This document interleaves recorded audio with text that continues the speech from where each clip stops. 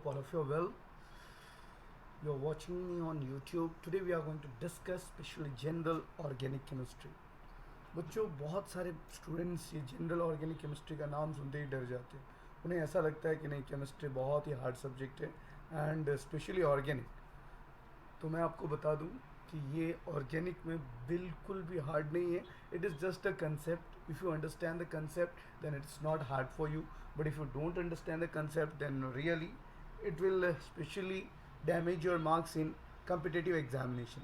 So let's start general organic chemistry. General organic chemistry means it is the base of organic chemistry, in which specially we are going to discuss, we are going to understand the mechanism of the reactions in organic chemistry. So now what are the general organic chemistry terms?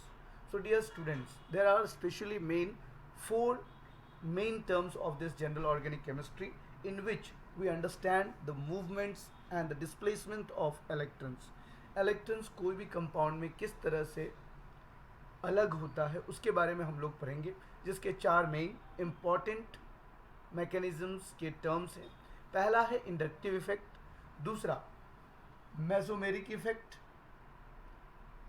तीसरा resonance effect और चौथा hyper conjugation. आप लोगों के दिमाग में question आया होगा कि sir what is this mesomeric effect. तो बच्चों, एक बात मैं आपको क्लियर कर दूं, मेसोमेरिक का दूसरा नाम इलेक्ट्रोमेरिक इफेक्ट भी है. और ये सारे के सारे इफेक्ट्स प्लस और माइनस दोनों टर्म्स में होते हैं. हमें याद क्या रखना है, जैसे हम लोग केमिकल बॉन्डिंग चैप्टर में रेजोनेटिंग स्ट्रक्चर्स बनाते थे और उनका जो रेजोनेंस डोमेटिंग इफेक्ट्स करता था, उसके बारे में बिल्कुल उसी तरह से जनरल ऑर्गेनिक केमिस्ट्री में कोई भी रिएक्शन होने से पहले जो इंटरमीडिएट टर्म्स होते हैं, बीच में जो प्रोसेस होता है, उस प्रोसेस को हम लोग यहाँ पर मैकेनिज़म्स के थ्रू बताएंगे. मतलब रिएक्टेंट से डायरेक्ट प्रोडक्ट नहीं बनाना है, हमको इंटरमीडिएट टर्म्स जो होते हैं उसके बारे में खास करके बताना है और फाइनल स्टेप तक उसको ले जाना है. उसी टर्म्स को जो है मैकेनिज़म्स कहते हैं. जैसे आपने सुना होगा ब्रेकिंग ऑफ बॉन्ड्स, जिसको बॉन्ड फिजन या बॉन्ड क्लीवेज भी कहा जाता है. तो आपके दिमाग में क्वेश्चन आया होगा, sir what is this bond fission and bond breaking और बॉन्ड क्लीवेज. तो आप लोग जस्ट सपोज कीजिए कि ए और बी दो एलिमेंट्स है जिनके साथ कंपाउंड बना हुआ है. ए बी के साथ अपना एक बॉन्ड बनाया हुआ है और दूसरा एक कंपाउंड है एक्स वाई जो एक्स के साथ अपना कंपाउंड बनाया है. ए और बी इन दोनों का जब बॉन्ड ब्रेक होगा, एक्स और वाई इन दोनों का जब बॉन्ड ब्रेक होगा, तो ए जो है एक्स के साथ जाएगा और बी जो है वाई के साथ जाएगा. तो इनके पास जो पहले बॉन्ड था और अभी जो बॉन्ड बना है, इस दोनों के बीच में डिफरेंसेस होंगे, राइट. तो that is called breaking of old bond and the formations of new bond. इसी तरह से तो केमिकल रिएक्शंस होता है. जैसे जस्ट सपोज कीजिए HCl, ए बी के बदले आप लोग HCl डाल दीजिए और XY के बदले आप लोग NaOH डाल दीजिए, तो NaCl plus H2O, right. So this is a sequential account of each step in which we will describe about the details of electron movement, energetic during the bond cleavage and bond formations, and the rate of transformations of reactants and products is referred to as a reaction mechanism. अब बच्चों, यहाँ पर आप लोगों के दिमाग में बहुत सारा वर्ड घुस गया होगा कि सर ने क्या कह दिया. कोई भी कंपाउंड्स में जब दो इलेक्ट्रॉन से एक बॉन्ड का फॉर्मेशन होता है, तो उस बॉन्ड को जब हम क्लीवेज करते हैं, उस बॉन्ड को जब हम ब्रेक करते हैं, और न्यू बॉन्ड बनने से पहले ये जो इंटरमीडिएट स्टेप होता है, मतलब बॉन्ड का ब्रेकिंग जो होता है, जिसको बॉन्ड क्लीवेज भी कहा जाता है, तो इस बॉन्ड क्लीवेज या फिर नए बॉन्ड फॉर्मेशन के बीच में रिएक्टेंट से जब प्रोडक्ट बनेगा, उस पूरे प्रोसेस को रिएक्शन मैकेनिज्म कहते हैं. जिससे आप बॉन्ड ब्रेक कर रहे हो और जहाँ पर दूसरा कंपाउंड एक न्यू कंपाउंड बनाने के लिए अपने एलिमेंट्स को दूसरे न्यूक्लियस के ऊपर में अटैक करता है. जैसे जस्ट सपोज कीजिए एक मीथेन नाम का कंपाउंड है और एक क्लोरीन गैसेस मॉलिक्यूल्स है. तो मीथेन में जब क्लोरीन गैसेस मॉलिक्यूल अटैक करेगा, तो यहाँ पर मीथेन में कब अटैक करेगा, जब मीथेन के न्यूक्लियस में इलेक्ट्रॉन की कमी होगी या फिर मीथेन से हाइड्रोजन अपना बॉन्ड क्लीवेज करेगा, उसके बाद क्लोरीन क्लोरीन अपने बॉन्ड क्लीवेज करेंगे और न्यूक्लियस पर CH3+ पर जो अटैक करेगा, तो CH3+ यहाँ पर सबस्ट्रेट कहलाएगा और Cl यहाँ पर अटैकिंग रीएजेंट या अटैकिंग रिएक्टेंट कहलाएगा। The species which attack on substrate is known as reagent, और सबस्ट्रेट तो आप समझ ही गए, जिसके न्यूक्लियस पर रिएजेंट अटैक करता है उसको हम लोग सबस्ट्रेट कहते हैं। अब आ जाइए कितने types of cleavage of bond होंगे। There are generally 2 types of cleavage of bond, heterolytic cleavage and homolytic cleavage, heterolytic fission और होमोलाइटिक फिजन। अब आपको यहाँ पे वर्ड से क्लियर हो गया होगा कि हेट्रो और होमो में क्या होता है। होमो में इलेक्ट्रॉन्स का जो डिस्ट्रीब्यूशंस होता है वो इक्वली होता है, तो उसको आप कह सकते हो कि ये नॉन पोलर्स कंपाउंड होंगे। और हेट्रो में जो होता है वो अनइक्वल डिस्ट्रीब्यूशंस ऑफ इलेक्ट्रॉन्स होता है, जिसमें किसी एक साइड इलेक्ट्रॉन्स का क्लाउड या इलेक्ट्रॉन्स का डेंस ज़्यादा होता है और दूसरे साइड कम होता है। तो due to this unequal distribution of electrons, उन दोनों के बीच में आयंस का फॉर्मेशन होता है, जिस कारण से इस हेट्रोलाइटिक क्लीवेज को आयनिक क्लीवेज भी कहा जाता है। जैसे जस्ट सपोज कीजिए HCl है, तो क्लोरीन के तरफ इलेक्ट्रॉन्स का क्लाउड ज़्यादा होगा, हाइड्रोजन की तरफ कम होगा। तो ये जो आप डिस्ट्रीब्यूशंस ऑफ इलेक्ट्रॉन देख रहे हैं हाइड्रोजन और क्लोरीन में, ये दोनों अनइक्वली है, इक्वल वे में नहीं है, और जिस कारण से क्लोरीन के ऊपर में एक आयनिक क्लीवेज डेल्टा माइनस और हाइड्रोजन के ऊपर में डेल्टा प्लस का फॉर्मेशन होता है, और इस तरह के बॉन्ड क्लीवेज को हेट्रोलाइटिक बॉन्ड क्लीवेज कहा जाता है। अब आ जाइए दूसरे types of bond cleavage, homolytic cleavage या होमोलाइटिक फिजन। ऐसे कंपाउंड्स जिसमें इलेक्ट्रॉन का डिस्ट्रीब्यूशन यूनिफॉर्म हो तो उसको हम लोग होमोलाइटिक, लेकिन उसको बॉन्ड को जो ब्रेक कीजिएगा आप तो सेम अमाउंट ऑफ एनर्जी लगेगा, तो उसको हम लोग कहेंगे homolytic cleavage. Because here all the electrons are distributed equally without charge unpaired electrons, the species is formed, so which is known as a free radicals, and cleavage is known as nonionic cleavage और homolytic fission. कहने का मतलब क्या हुआ बेटा, ये हुआ कि जब भी कोई कंपाउंड इक्वली इलेक्ट्रॉन डिस्ट्रीब्यूटेड है तो उसको तो सबसे पहले हम लोग होमोलाइटिक इलेक्ट्रोलाइटिक स्पेसिस कहेंगे। Since they are having equally distributions of electron, तो अगर इक्वल डिस्ट्रीब्यूशंस इलेक्ट्रॉन्स के होंगे तो सारे कंपाउंड्स अपने अपने इलेक्ट्रॉन्स को लेकर के वो लोग फ्री रेडिकल्स के रूप में एग्जिस्ट होंगे, और दोनों एटम्स के बीच में हाफ एरो से इलेक्ट्रॉन को डिनोट किया जाएगा। और सिंस इसमें अगर आपको कोई पूछे क्या सर ये आयनिक क्लीवेज होगा या नहीं होगा, तो बेटा यहाँ पर आपको याद रखना है, इसमें since there are positive charge and negative charge and third one is neutral charge also, तो जब आप रिएक्शन को इंटरमीडिएट स्टेप में ले जाओगे तो ये आयनिक भी हो सकते हैं और नॉन आयनिक भी हो सकते हैं। तो यहाँ पे आप देख लीजिए एक C और Z, CH3 और Z, यहाँ पर किस तरह से ये आयनिक क्लीवेज बनाएंगे, हेट्रोलाइटिक फिजन बनाएंगे, और किस तरह से अनआयनिक या फिर होमोलाइटिक फिजन बनाएंगे।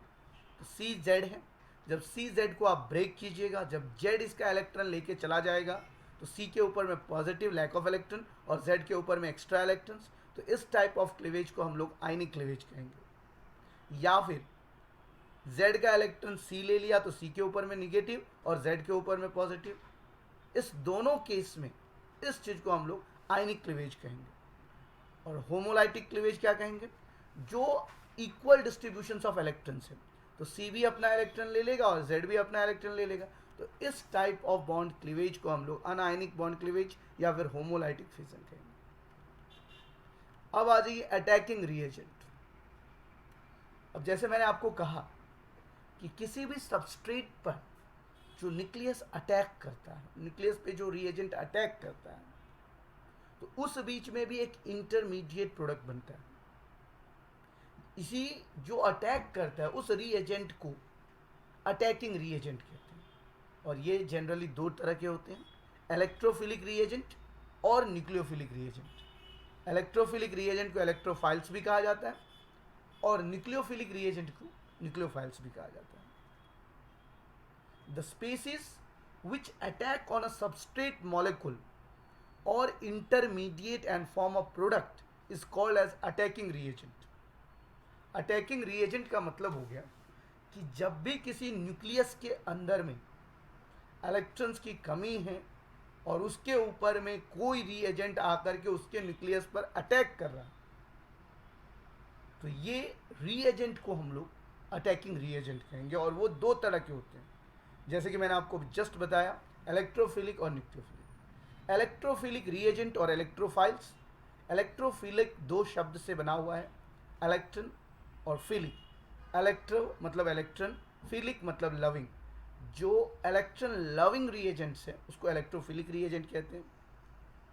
The reagent which attacks on the negative of the molecule और loves electrons are called electrophiles. Electrophiles में बी पॉजिटिव चार्ज और electron deficient molecules with sextet और सेप्टेट। बच्चों यहाँ पर बस ध्यान क्या रखना है, इलेक्ट्रोफिलिक का मतलब हो गया ऐसा एलिमेंट जिसके ऊपर में पॉजिटिव चार्ज हो, ऐसा कंपाउंड जिसमें इलेक्ट्रॉन की कमी हो, उनका ऑक्टेट कंप्लीट ना हो, उनके पास सिर्फ 6 इलेक्ट्रॉन्स हो या फिर 7 इलेक्ट्रॉन्स हो।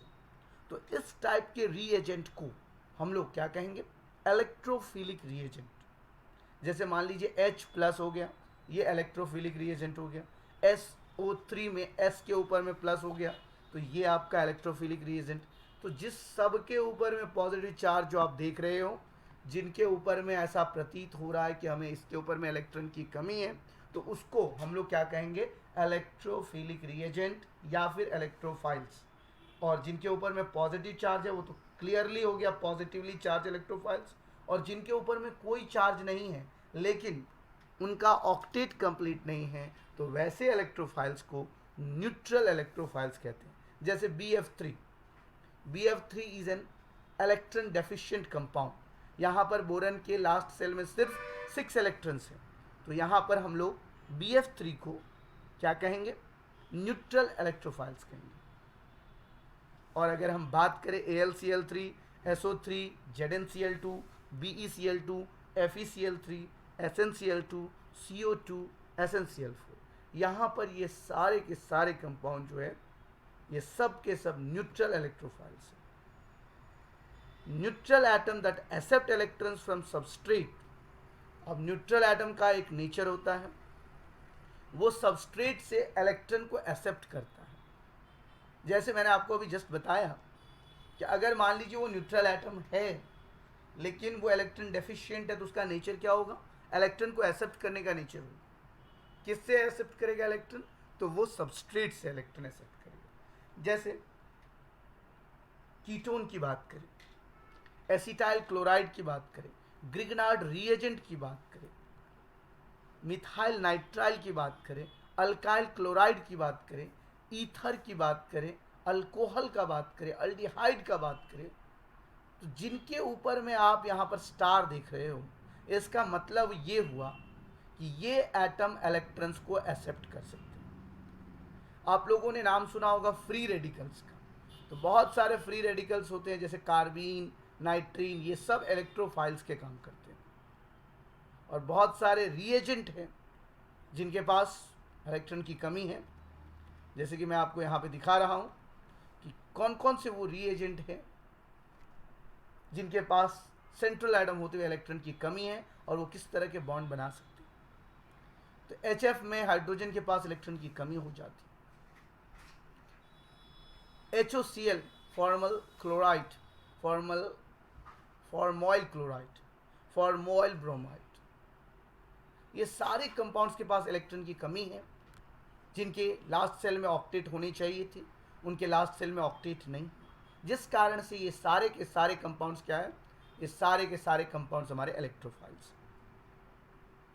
दूसरा बात करेंगे हम न्यूक्लियोफाइल रिएजेंट का, कि न्यूक्लियोफाइल रिएजेंट क्या है। न्यूक्लियो का मतलब हो गया न्यूक्लियस, और फाइल का मतलब मैंने जस्ट बताया था, फाइल्स का मतलब होता है loving. Nucleus loving call nucleophile which attack on the positive side of the substrate or loves nucleus. मतलब जो पॉजिटिव साइड्स पे अटैक करता है, जैसे CH3 प्लस है और CH3 को क्या चाहिए, ऐसा न्यूक्लियस चाहिए जिसके पास एक्स्ट्रा इलेक्ट्रॉन हो.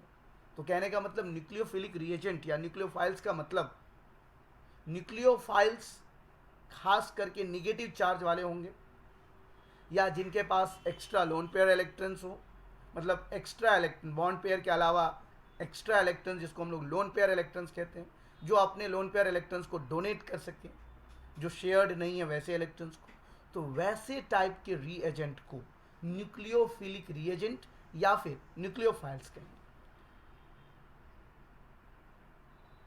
H माइनस OH माइनस जितने भी आप याद रखना, सारे ये जो आप बुक्स की तरह इमेज देख रहे हो इस कंपाउंड में, वो सब निगेटिव चार्ज है. और यहाँ पे ये बताते हैं कि ये सारे के सारे कंपाउंड्स न्यूक्लियोफाइल कंपाउंड्स. न्यूक्लियोफाइल्स के पहचानने का तरीका कि उनके ऊपर में निगेटिव चार्ज होगा. निगेटिव चार्ज नहीं है, अगर वो न्यूट्रल है तो उनके ऊपर में कम से कम एक या दो लोन पेयर इलेक्ट्रॉन्स होंगे.